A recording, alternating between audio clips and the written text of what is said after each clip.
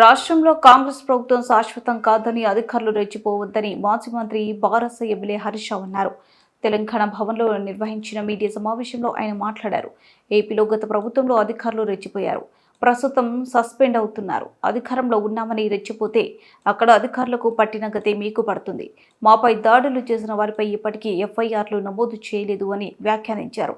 ఖమ్మం జిల్లాలో పంట పొలాలు ఎండిపోతున్నాయని హరీష్ రావు అన్నారు. కృష్ణా జిల్లాలో పరవళ్లు తొక్కుతున్న పొలాలు ఎండుతున్నాయి.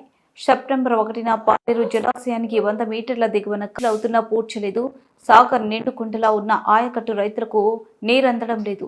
గత ఏడాది ప్రకృతి కరువు తెస్తే ఇప్పుడు కాంగ్రెస్ కరువు తెచ్చింది అని హరీష్ రావు విమర్శించారు. సముద్రం పాలైనాయి. నాగార్జున సాగర్ నిండు కుండలాగా ఉన్నది.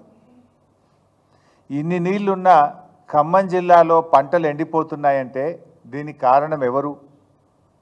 ముగ్గురు మంత్రుల మధ్య సమన్వయ లోపం, నీటిపారుదల మంత్రి యొక్క నిర్లక్ష్యం, ముఖ్యమంత్రి గారు పట్టింపు లేకపోవడం వల్ల ఇవాళ ఖమ్మం జిల్లాలో పంటలు ఎండిపోతున్న పరిస్థితి. 22 రోజులైంది కాలువకు గండిబడి. సెప్టెంబర్ 1వ తేదీన గండిపడ్డది. ఇవాళ 23వ తేదీ. సరే, ఆ 1వ తేదీ వదిలిపెట్టిన ఇవాళకి 22 రోజులు. 22 రోజులు కాలువకు పడిన గండిని పూడ్చలేని ఈ ప్రబుద్ధులు కాళేశ్వరం గురించి పెద్ద పెద్ద మాటలు మాట్లాడారు గతంలో. 22 రోజుల్లో ఒక కాలువ గండి పూడ్చడం చేత కదా ఈ ప్రభుత్వానికి? ఇది నిర్లక్ష్యం కాకపోతే ఏంటి అని నేను అడుగుతా ఉన్నా. పాలేరు జలాశయం నుంచి పంట పొలాలకు నీళ్ళిచ్చే కాలువ ఏదైతే ఉందో అది పాలేరు జలాశయం దిగువన దాదాపు ఒక 100 మీటర్ల దిగువన మరి ఆ కాలువకు గండిపడ్డది. ఆ కాలువను పూడ్చడం చేతగాక ఈ ప్రభుత్వం రైతుల పంట పొలాలు ఎండబెడతా ఉన్నారు. సెప్టెంబర్ 1వ తేదీన గండిపడితే ఆల్మోస్ట్ 2వ తేదీ 3వ తేదీ కల్లా వర్షాలు తగ్గిపోయినాయి. వర్షాలు లేవు.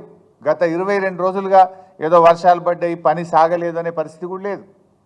22 రోజులుగా ఏం ఇబ్బంది లేదు పనిచేయడానికి. చిన్న మరమ్మతు చేయకపోవడం అంటే ఈ ప్రభుత్వం యొక్క నిర్లక్ష్యం, ఇది మంత్రుల సమన్వయ లోపం. ఈరోజు పరిస్థితి ఏంటంటే మా వీరయ్య గారు ఉన్నారు, అజయ్ గారు ఉన్నారు, మా ఎంపీ గారు రవి గారు ఉన్నారు. వాళ్ళందరూ కూడా రోజు రైతుల నుంచి ఫోన్లు వస్తూ ఉన్నాయి. వేల ఎకరాల్లో పంట నష్టం జరిగింది. చూడండి ఎట్లా ఎండిపోతున్నాయో పొలాలు చూడండి దయచేసి. నెర్రలు బాచినాయి పొలాలు.